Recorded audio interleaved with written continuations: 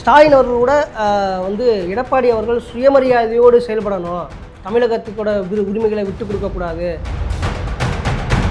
கேரளாவில் வந்து மருத்துவ கழிவுகளையும் இறைச்சி கழிவுகளையும் லாரி லாரியாக மூட்டை மூட்டையாக வந்து தமிழக எல்லையில் வந்து ஒரு சமுதாயத்தை சீரழித்து வைத்திருக்கிறது பார்க்குறோம்.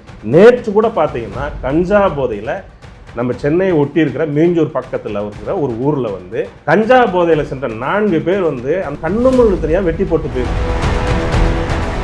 செய்த சாதனைகளை சொல்லி வாக்கு கேட்கின்ற ஒரே கட்சி வந்து அனைத்து இந்திய அண்ணா திராவிட இதில் சின்ன.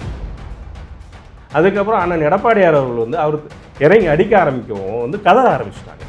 ஸோ இந்த மாதிரி தேர்தலில் அறிவித்த பின்பே வந்து அவர் பரப்புரையில் வந்து முதல்வர்கள் என்ன சொன்னார்னா, இது டெல்லிக்கும் தமிழகத்துக்குமான தேர்தல் அப்படிங்கிறத ஒரு பரப்புரை தான் மேற்கொண்டார். நரேட்டிவ் செட் பண்ணார். பை தி பீப்பிள் நேயர்களுக்கு வணக்கம். தமிழகத்தினுடைய தேர்தல் நெருங்கக்கூடிய சூழலில் நம்மிடம் பேசுவதற்காக வழக்கறிஞர் வையை ஆனந்த் இருக்கிறார், அவரிடம் பேசலாம். வணக்கம் சார். வணக்கம் சார்.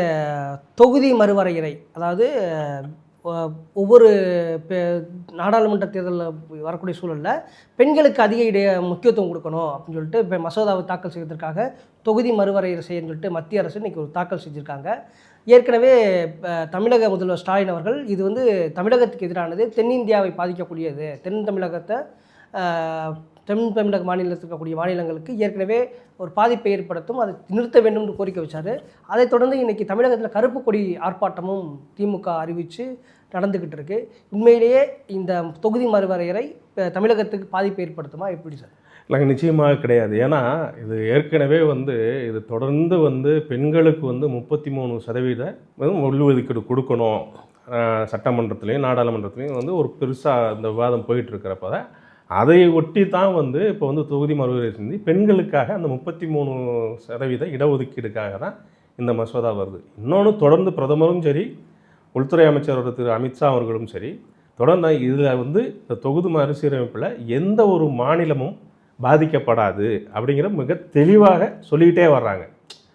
புரியுதுங்களா? இதுதான் இன்றைக்கி நடக்கிற உண்மையான விஷயம். ஏன்னா எந்த ஒரு மாநிலமும் இதனால் பாதிக்கப்படாது, ஒரு சீட்டு கூட குறையாது அப்படிங்கிறது தான் இதில் வந்து தொடர்ந்து வலியுறுத்திட்டு வராங்க. இப்போ இதில் என்னன்னா, திமுக இது ஏன் கையில் எடுக்குதுன்னா, தேர்தலில் அறிவித்த பின்பே வந்து அவர் பரப்புரையில் வந்து முதல்வர்கள் என்ன சொன்னார்னா, இது டெல்லிக்கும் தமிழகத்துக்குமான தேர்தல் அப்படிங்கிறத ஒரு பரப்புரையை தான் மேற்கொண்டார். நரேட்டிவ் செட் பண்ணார். அது வந்து தோல்வியில் முடிந்தது.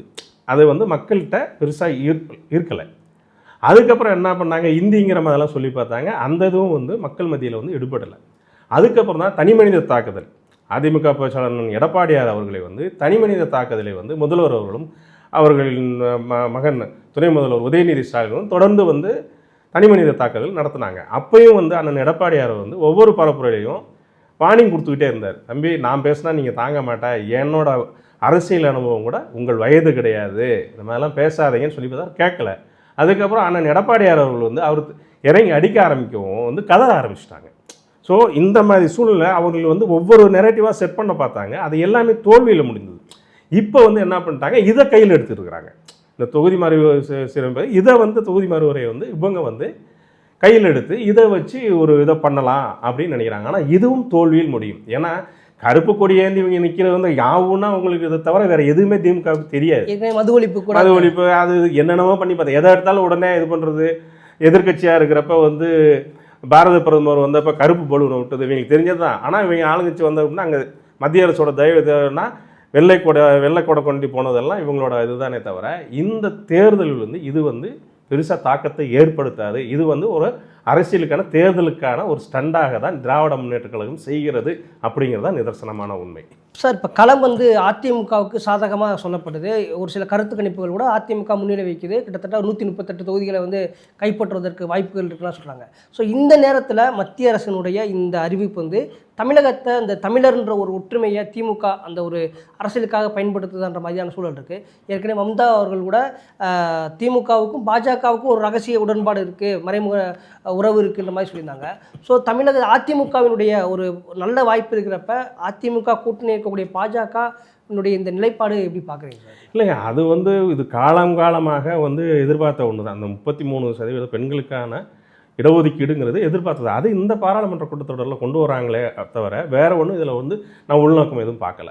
இதை வந்து திமுக தோல்வியை நோக்கி சென்று கொண்டிருப்பாங்க. அதன் கூட்டணி வந்து தோல்வி உறுதியாகி விட்டதுனால வந்து வேற எதுவுமே இல்லை, அவங்களுக்கு பேசு பொருள் எதுவுமே இல்லைங்கிறதுனால தான் இது அவங்களுக்கு சாதகமாயிராது. ஏற்கனவே கண்டிப்பாக கிடையாது. ஏற்கனவே திமுக வந்து இந்த இந்தி திணிப்பு, அது மாதிரி இந்தி போராட்டம், மொழி போராட்டம் எல்லாம் வந்து இல்லைங்க, வலுவடைஞ்ச ஒரு அந்த அரசியல் கட்சி. காலங்கள்லாம் வலுவடைந்தது. அந்த காலங்கள்லாம் வந்து போயிடுச்சு. புரியுதுங்களா? இன்னைக்கு இந்திய எதிர்ப்புங்கிறது வந்து இங்கே வந்து எவ்வளவோ ஜென்ரேஷன் தலைமுறை இடைவெளி வந்து விட்டது. புரியுதுங்களா? அதனால் இதெல்லாம் மக்கள் வந்து மிக தெளிவாக இருக்கிறாங்க. இப்போ நடக்கிறது எதுக்கு தேர்தல் நடக்குது?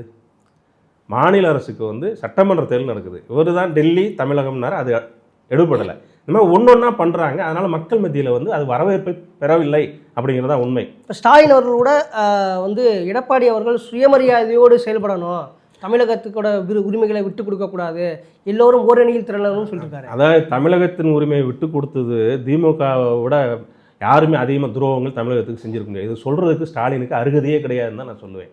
கச்சத்தீவை விட்டு கொடுத்ததாக இருக்கட்டும், காவிரி விஷயத்தில் இருக்கட்டும், முல்லை பெரியார் விஷயத்தில் இருக்கட்டும், புரியுங்களா? இப்போ மேகதாது அணையை கட்ட போகிறேங்கிறாங்க. இது எல்லாமே இவங்க என்ன பண்ணாங்க? புரியுங்களா?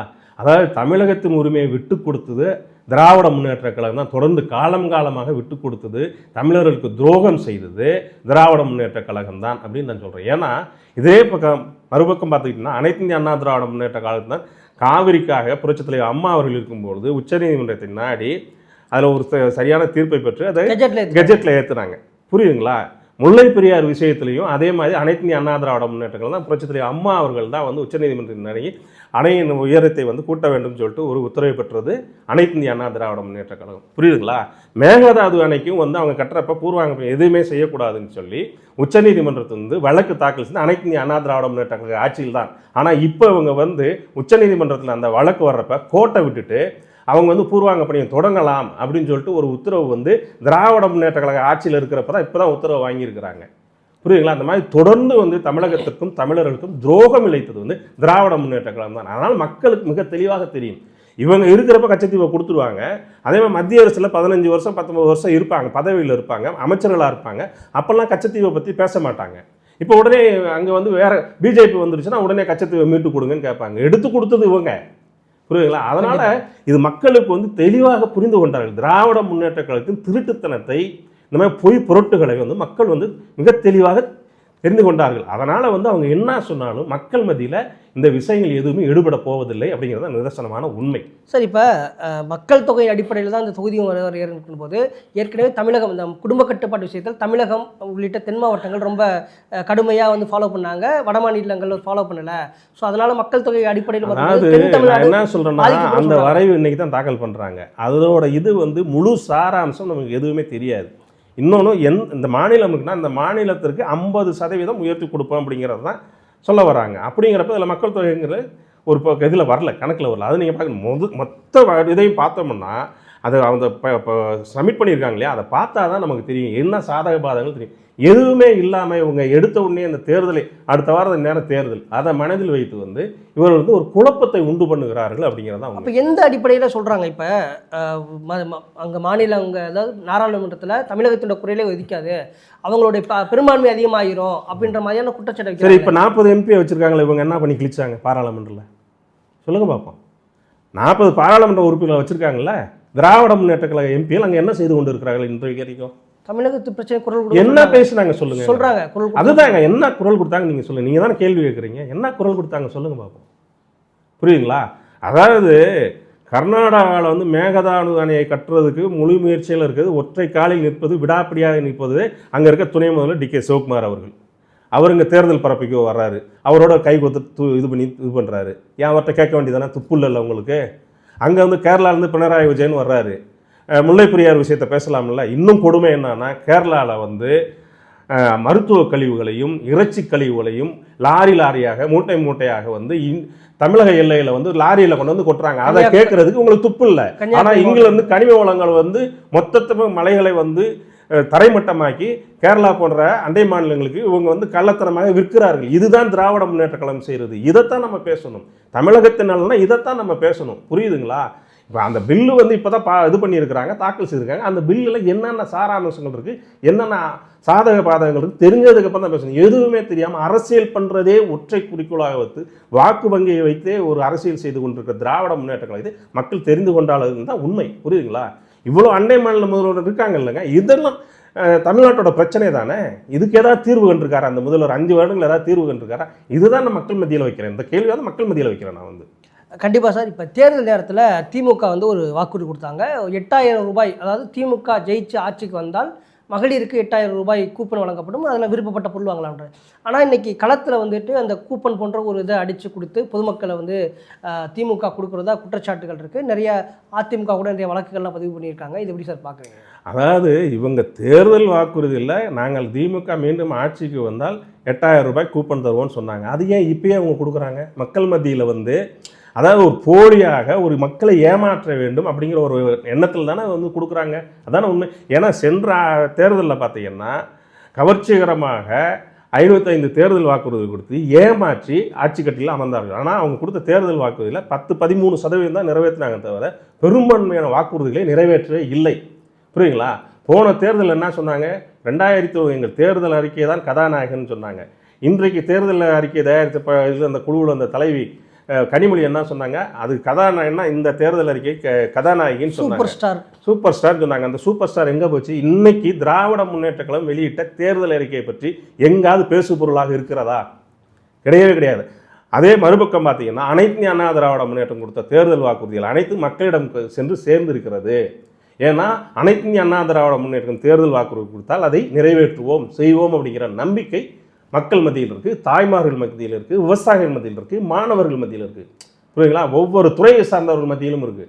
ஆனால் திமுகவை பொய் புரட்டு சொல்லி நாங்கள் தேர்தல் அறிக்கை கொடுக்கும் நபர்கள் இல்லை. புரியுங்களா? இது மக்கள் மிக தெளிவாக தெரிந்து கொண்டார்கள். அதனால தான் இப்போ எப்படியா ஜெயிக்கணும், தோல்வி உறுதியாகி விட்டதுனால கூப்பனை இப்பயே அதாவது ஆட்சிக்கு வர்றதுக்கு முன்னாடி வந்தது பின்னாடி தர்றவங்க சும்மா அடித்து கலப்பேப்பல் அடித்து போலியாக அடித்து வாக்குகளை பெற வேண்டும், திருட்டுத்தனமாக பெற வேண்டும், மக்களை ஏமாற்ற வேண்டும் தான் கொடுக்குறாங்க. ஒரு பெண்ணு கூட அந்த கூப்பன் கொடுக்கல, பரிசு பொருள் கொடுக்கல, நீ எங்களை ஓட்டு போட மாட்டேல, உனக்கு எது கூப்பன் அப்படின்னு சொல்லிட்டு தகாத வார்த்தையில் பேசியிருக்காங்க. அது மன உளைச்சல இறந்து போயிருக்காங்க. ஆமாம், மணச்சநல்லூர் தொகுதியில் அந்த கிட்னி புகழ் இருக்கார்ல, மணச்சநல்லூர் சட்டமன்ற கிட்னி புகழ் இருக்கார்ல, அவரோட தொகுதியில் நடந்தது தான். ஒரு பெண் எல்லாத்துக்கும் போய் அந்த கூப்பனோட பரிசு பொருளும் கொடுத்துருக்குறாங்க.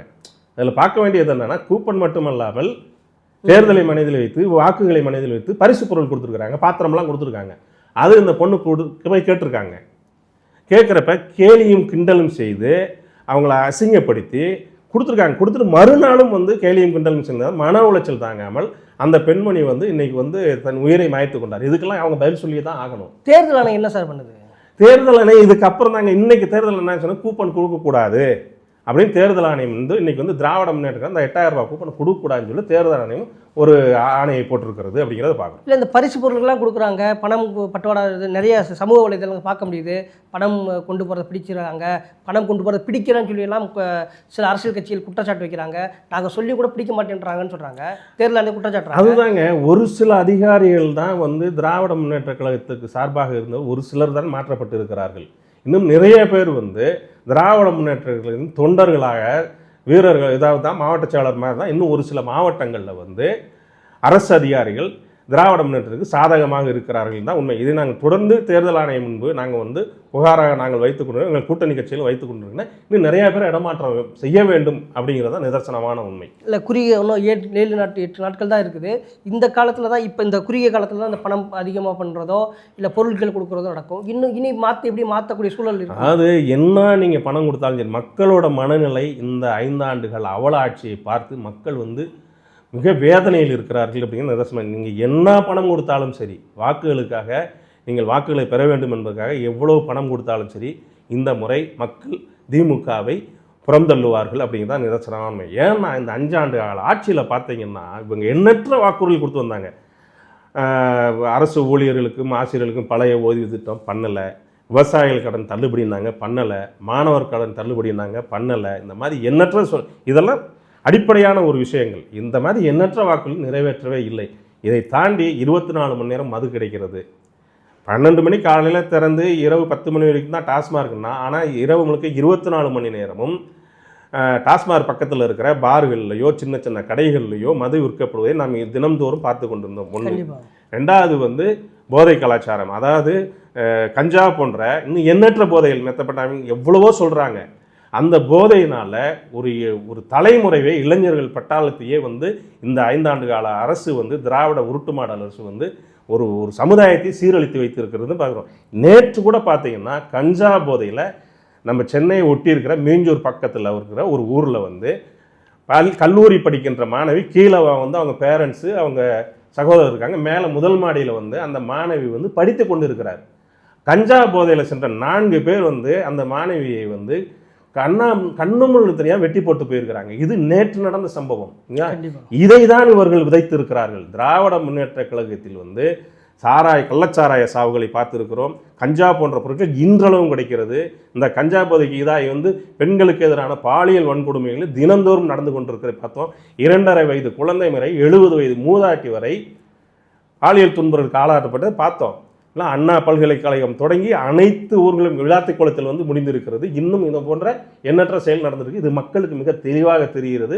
விவசாயிகள் கூட்டமைப்பே வந்து அவங்களே புரிஞ்சுக்கிட்டாங்க. ஏன்னா சென்ற முதல் விவசாய கூட்டமைப்பில் சார்ந்தவங்களாம் திராவிட முன்னேற்றங்கள் எங்கள் முதுகில் குத்தி விட்டது, விவசாயிகளுக்கு எதுவுமே செய்யவில்லை, இந்த முறை எங்கள் வாக்கு திராவிட முன்னேற்ற கழக கூட்டணி கிடையாதுன்னு அவங்க அனௌன்ஸ் பண்ணியிருக்காங்க. இப்போ நீங்கள் இந்த கஞ்சா போதைன்னு சொல்லும் பொழுது அதிமுகவோட தேர்தல் அறிக்கையில் அதிமுக ஆட்சி வந்து 5 மாதங்களில் கஞ்சா முழுவதுமாக ஒழிக்கப்படும் எடப்பாடி பழனிசாமி 3 மாதங்களே முடியும் பரப்புரல் அண்ணன் எடப்பாடியார் சொல்லியிருக்கிறார். 3 மாதங்களில் ஒழிக்கப்படும் சொல்லியிருக்காரு. இது மக்கள் மத்தியில், பொதுமக்கள், பெண்கள் மத்தியில் எந்த அளவுக்கு ரீச் ஆயிருக்கு, அவங்களோட ஆதரவு எப்படி சார்? அதாவது இது எப்படி ரீச் ஆயிருக்குன்னா, நீங்கள் வந்து அண்ணன் எடப்பாடியார் வந்து தேர்தல் பரப்புரை போகும்பொழுதே மக்கள் வெள்ளத்தில் நீந்தி செல்கிறார். அது ஒன்றே சாட்சின்னு தான் நீங்கள் இதில் பார்க்கணும். ஒவ்வொரு ஊர்லேயும் பார்த்தீங்கன்னா, மற்ற தலைவர்லாம் பார்த்தீங்கன்னா மொத்தத்துக்கே ஒரு மாவட்டத்துக்கு போகிறாங்க. ஒரு மாவட்டத்தில் 10 கேண்டிடேட் நிப்பாட்டி 8 கேண்டிடேட் நிப்பாட்டி தான் வந்து முதல்வராக இருக்கட்டும் இவங்கெல்லாம் பண்ணுறாங்க. அண்ணன் எடப்பாடியார் ஒவ்வொரு தொகுதிக்குமாக செல்கிறார்.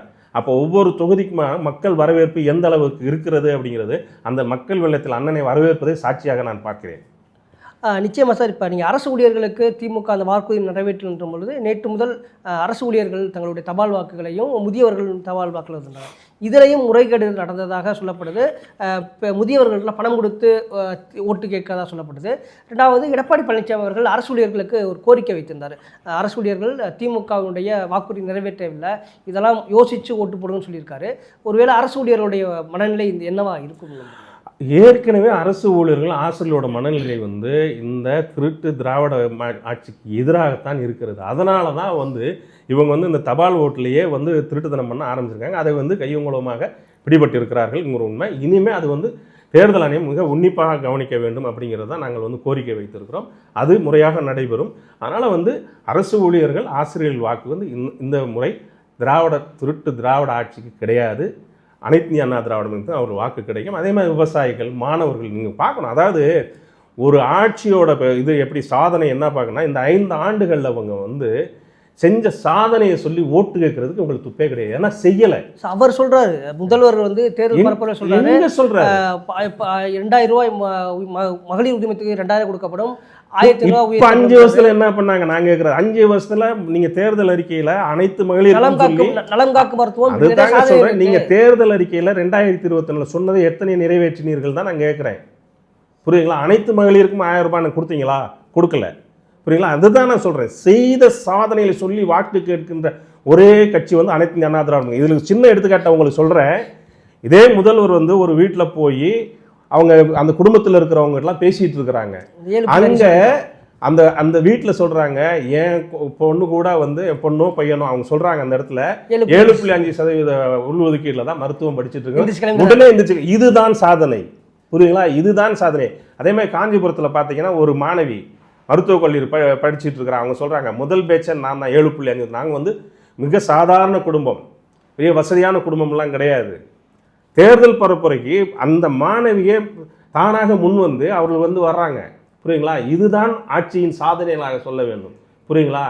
எந்திரிச்சு ஓட வச்சோம் பார்த்தீங்களா? முதல்வர் என்ன கேட்குறாண்டா, நான் 2000 கொடுக்க போறேன், 1000 ரூபா கொடுக்க போறேன், நலம் காக்கும் மருத்துவம், இல்லம் தேடி மருத்துவம், இது மாதிரி நிறைய இருக்கும், எடப்பாடி கிட்ட இது மாதிரி சாதனைகள் இருக்கான்னு கேட்குறாரு அவர். நாங்கள் தாங்க சொல்கிறோம் 7.5% வந்து 7.5% வந்து உள்ஒதுக்கீடு கொடுத்தோம். புரியுங்களா? விவசாய கடன் தள்ளுபடி பண்ணோம். நாங்கள் தான் பண்ணியிருக்கோம். இந்த மாதிரி எதாவது பண்ணியிருக்கீங்களான்னு நான் கேட்குறேன். நீங்கள் சொன்னதையே சரியாக செய்ய. அம்மா கிளினிக்கை தானே ஒரு வேறு பேரை வச்சு மாற்றிருக்காரு, ஸ்டிக்கர் மாற்றிருக்கிறாங்க. அப்போ அதெல்லாம் நாங்கள் செய்த சாதனை. அம்மா கிளினிக் யார் கொண்டு வந்தது? மினி கிளினிக்குகள். மினி கிளினிக் யார் கொண்டு வந்தது? புரியுதுங்களா? இன்றைக்கி அம்மா உணவகத்தெல்லாம் இழுத்து மூடி இருக்கிறாங்க. அதுதான் இவங்க செஞ்ச சாதனை. புரியுதுங்களா? ஏற்கனவே அனைத்து இந்திய அண்ணா திராவிட முன்னேற்ற கழகத்தில் செய்த இதுதான் இவர்கள் ஸ்டிக்கர் ஒட்டி பெயர்களை மாற்றி இவர்கள் நடைமுறைப்படுத்தி வருகிறார்கள். அதுவும் முழுமையாக செய்யவில்லை அப்படிங்கிறதான் நிதர்சனமான உண்மை.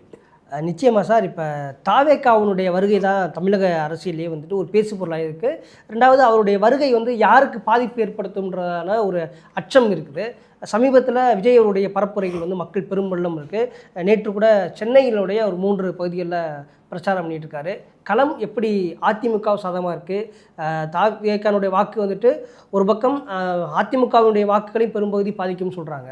அதெல்லாம் எதுவுமே கிடையாதுங்க. அனைத்து இந்திய அண்ணா திராவிட முன்னேற்ற கழக கூட்டணி மிக வலுவாக உள்ளது. அதனால் வந்து இது வந்து ஒவ்வொரு தேர்தல் பரப்புரையில் நீங்கள் பார்த்தாலே தெரியுங்க.